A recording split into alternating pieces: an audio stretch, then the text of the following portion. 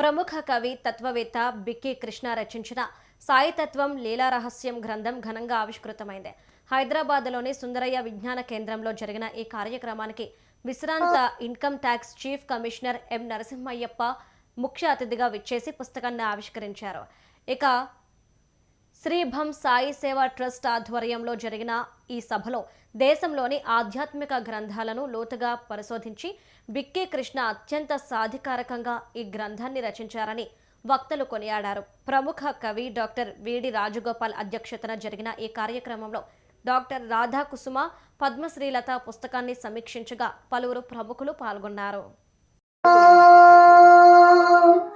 ఇలగొంత వణికింది పిలుపు దీయన ప్రభు,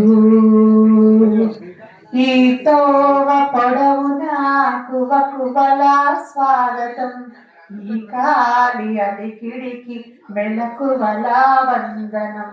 జై సాయిరామ్. అనంత కోటి బ్రహ్మాండ నాయక రాజాదిరాజ యోగిరాజ పరబ్రహ్మ శ్రీ సచ్చిదానంద సద్గురు సాయినాథ్ మహారాజ్ కి జై. ఈ రోజు మీరందరూ కూడా ఇక్కడ విచ్చేసారంటే సాయినాథ కృపతోనే ఈ రోజు అదృష్టవంతులని అర్థం.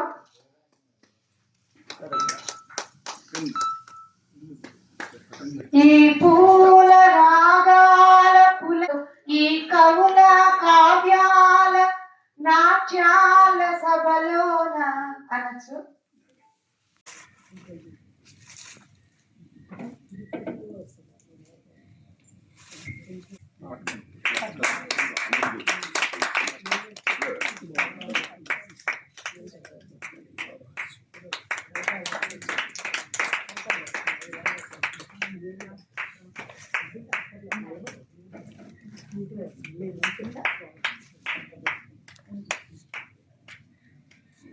అభినందనలు, శుభాకాంక్షలు తెలియజేస్తూ నేను కూడా రాత్రి ఆయన 8:30 కాల్ చేసి అమ్మా నీ ప్రోగ్రామ్కి రావాలంటే నాకు దీని గురించి అంత చెప్పలేనేమో అంటే పర్వాలేదు అన్నాను.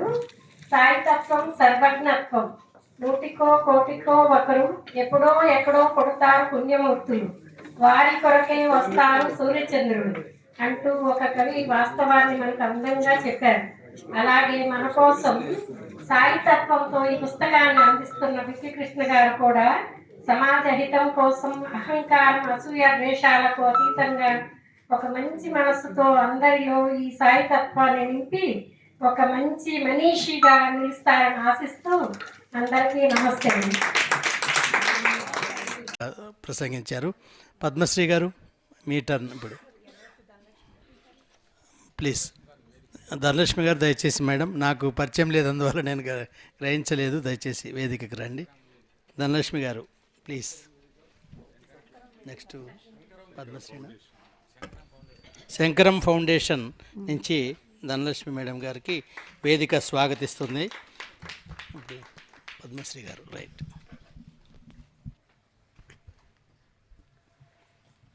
నిజానికి మనం ఎన్నో ఆధ్యాత్మిక గ్రంథాలను పరిశీలిస్తూ ఉంటాం. ఆధ్యాత్మిక అనగానే ఉండేడిది అలా ఉంది, అలా కొన్ని పదాలు ఉంటాయి అన్నమాట. కానీ బిక్కి కృష్ణ గారు ఎలా రాశారంటే, మనం ఇలా పుస్తకం తీయగానే, ఎందుకంటే దత్త చరిత్రలు ఇవన్నీ ఉంటాయి. ఫస్ట్ ఎవరు? దత్తాత్రేయుడు తర్వాత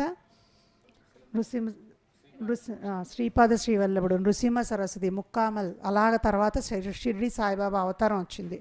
ఇలా ఒక అవతారము జన్మనెత్తి ఆయన మన అన్నీ నేనే అంటూ ఆయన ఉద్ధరిస్తున్నాడు. ఇవన్నీ తెలిసిన విషయాలే. కానీ ఇప్పుడు మనం మాట్లాడాల్సింది ఈ పుస్తకంలో ఏం రాశారని. మనం సాయిబాబా చరిత్రలు చదువుతున్నాము, దత్త చరిత్రలు చదువుతున్నాము, ఆధ్యాత్మిక విషయాలు నేర్చుకున్నాం. వీటన్నిటి సారాంశం ఏంటి?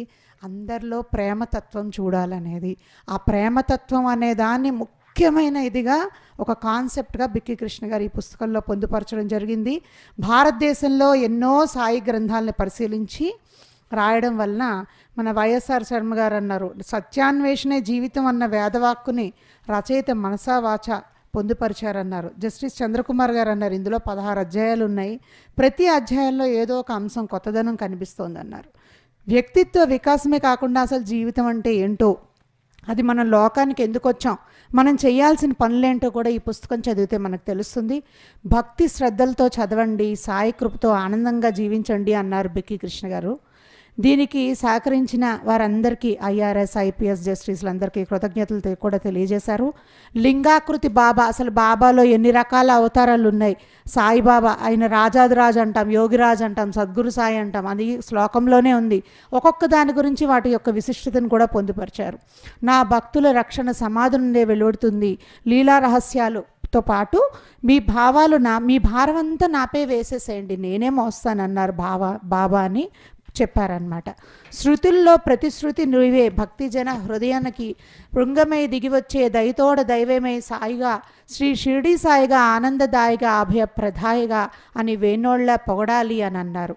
సాయి తత్వం మానవత్వం, హింస చల్లారదు, ప్రేమ జలం పొందాలి అనే అర్థం వచ్చేటట్టుగా, హింస చేత హింస ఎప్పుడూ చల్లారదు, పగతో పగనేమి సాధించలేం, హింస ప్రేమ చేతనే శమించు, అగ్ని చేత అగ్ని ఆరిపోదెన్నడు, చల్లబడను జల్లము, మనం జలం చల్లినంతగా అని రాశారనమాట.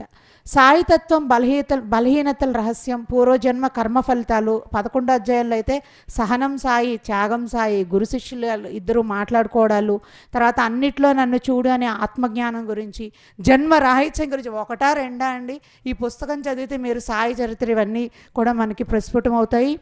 ఈ కన్నా సైంటిస్ట్ ఎవడున్నాడురా, సైంటిస్ట్ ఎవడున్నాడురా, ప్రేమ పంచు ప్రీస్ట్ కన్నా సైంటిస్టే గొప్పరా, సైంటిస్టే గొప్పేరా.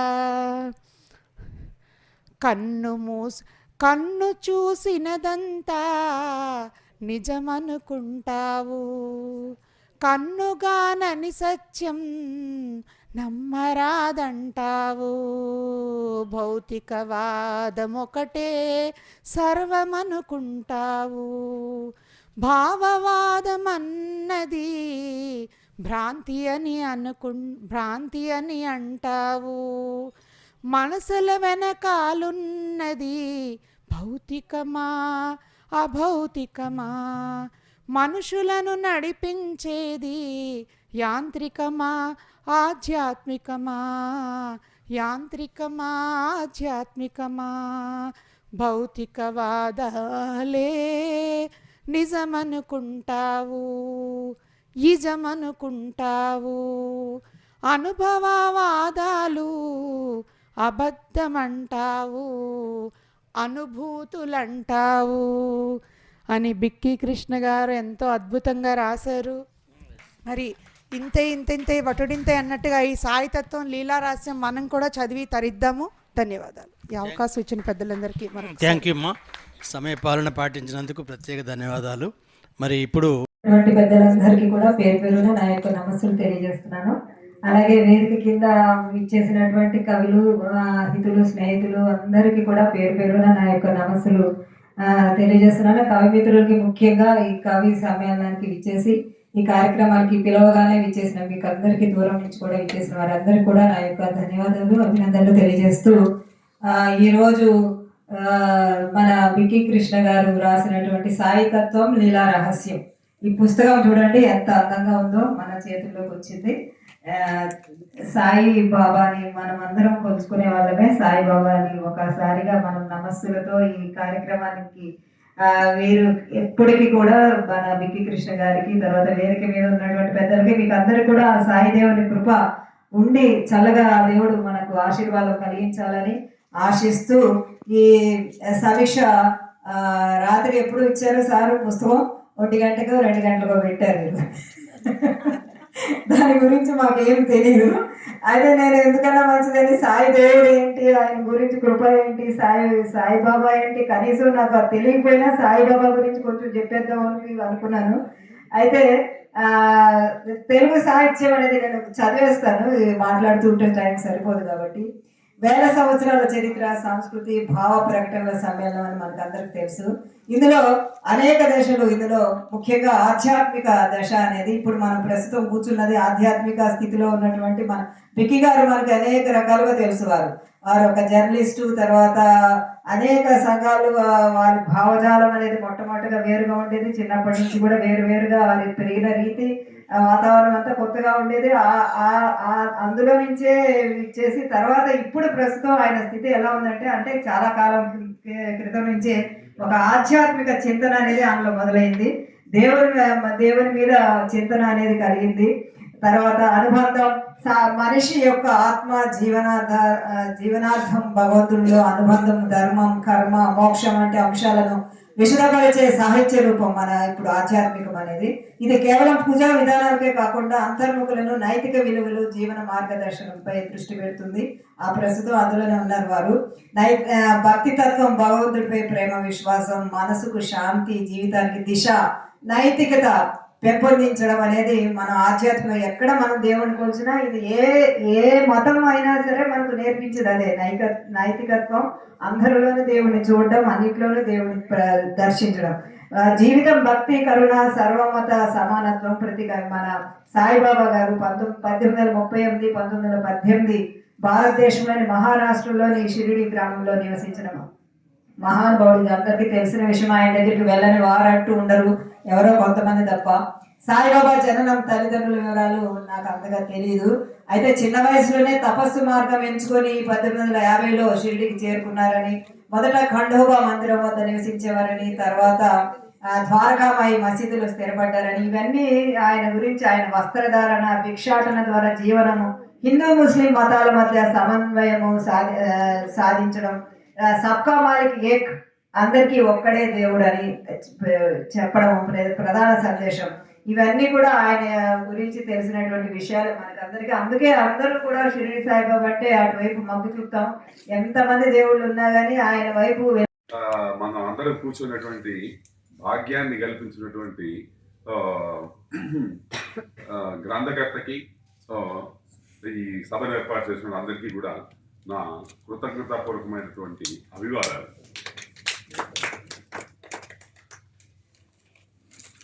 ఎంతో మంది కవులు ఉంటారు, కానీ అందరూ భగవంతుని తత్వాన్ని గురించి రాయలేరంటే వాళ్ళకి చేతకాక కాదు, సంకల్పం రాదు. ఎవరైతే భగవంతుడు, సద్గురువు తాను సంకల్పిస్తాడో ఆ సంకల్పము మనకు తాకి ఈ పుస్తకం రాస్తే బాగుంటుంది అనేటువంటి స్ఫూర్తి కలిగి దాని గురించి శోధన చేసి పుస్తకం రాస్తారు. ఇప్పుడు బిక్కి కృష్ణ గారు కూడా ఎన్నో పుస్తకాలు వాడంతగానే వారి దగ్గరికి వచ్చాయి. ఎప్పుడైతే ఆయన రాయాలని అనుకున్నారో సాయి లీలామృతము, అవి వాడంతగా అవి వచ్చాయి. అది ఒక మహత్తులో ఒక భాగం. ఏం చెప్తారు అంటే రికార్డ్ ఆఫ్ స్పేస్ అని అంటారు, అంటే ఆకాశిక్ రికార్డ్ అని అంటారు దీన్ని కాన్సెప్ట్. స్పేస్ అన్నటువంటిది అల్టిమేట్ అనమాట. స్పేస్ మరో పేరు ప్రకాశం. ప్రకాశం అంటే వెలుగు. సో ఏదైతే మనకు ఖాళీగా అనిపిస్తుందో అది ఖాళీగా లేదు, అది ప్రకాశవంతమైనటువంటి పరమాత్ముని యొక్క స్వరూపం. ఈ మొత్తం సృష్టి అంతా కూడా ఇప్పుడు సైంటిస్టుల ప్రకారం ఇది 4%. కనిపించేటువంటి కాస్మాస్, విశ్వం అయితే ఏదైతే ఉందో, ఈ billions of galaxies, billions of star systems, ఇవంతా ఎంత అనంటే ఈ స్పేస్లో 4% అని ఈరోజు క్వాంటమ్ ఫిజిక్స్ వాళ్ళు చెప్తున్నారు. మిగతాదంతా ఏంటి? దాంట్లో డార్క్ ఎనర్జీ, డార్క్ మ్యాటర్ ఉందని చెప్పి చెప్తారు. ఆ డార్క్ ఎనర్జీ, ఆ డార్క్ మ్యాటరే ఈ విశ్వాన్ని నడిపిస్తుంది. మరి ప్రతి ఇన్ని కోట్ల నక్షత్రాలు ఉన్నాయి కదా, కోట్ల గ్రహాలు ఉన్నాయి కదా, ఉపగ్రహాలు ఉన్నాయి కదా, ఇవి వాటి కక్షలో అవి తిరుగుతున్నాయి. ఆ కక్ష దాసి బయటకు వచ్చి ఇంకో దాన్ని ఢీ కొట్టాయి అనుకోండి, మనంతా భూమి ఒక అణువు ఈ విశ్వంలో. ఈ అణువు ఎప్పుడో ధూళైపోతుంది. ఈ మొత్తం భూమి అంతా కూడా ఒక ధూళిలాగా మారిపోతుంది, ఒక గ్రహం వచ్చి కొట్టిందనంటే మనల్ని. సో మరి ఇవన్నీ గ్రహగతులు ఇంత వాటి గతులలో అవి పయనిస్తున్నాయి అని అంటే ఎవరు చేస్తున్నారు? ఇది ఎట్లా జరుగుతుంది? ఇది తెలీదు. దాన్ని ఒక భగవంతుడు అనండి, ప్రకృతి అనండి, శక్తి అనండి, ఏదో ఎవరికి తోచినటువంటి పేర్లు వాళ్ళు పెట్టుకున్నారు. కాబట్టి ఆ శక్తే మనల్ని నడిపిస్తుంది. స్పేస్ లేకపోతే ఇదంతా జరగదన్నమాట. అలాగే పంచభూతాలు. సో పంచభూతాల వల్లనే సృష్టి అంతా నడుస్తుంది.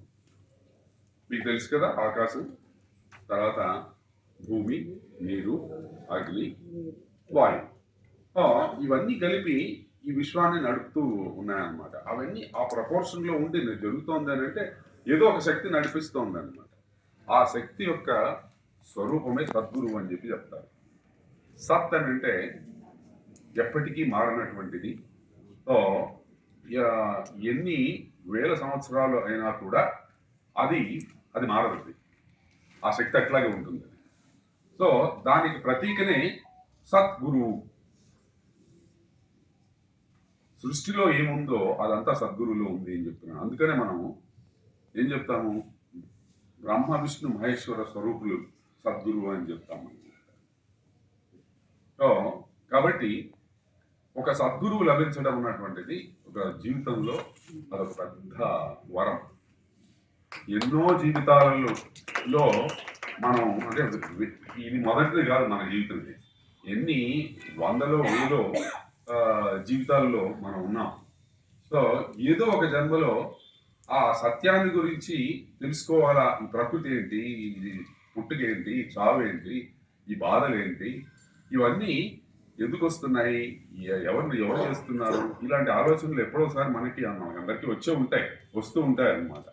దీనికి మూలం ఏమిటి, అసలు భగవంతుడనే వాడు ఉన్నాడా అనేటువంటిది ఒక ఆలోచన కూడా వస్తుందన్నమాట.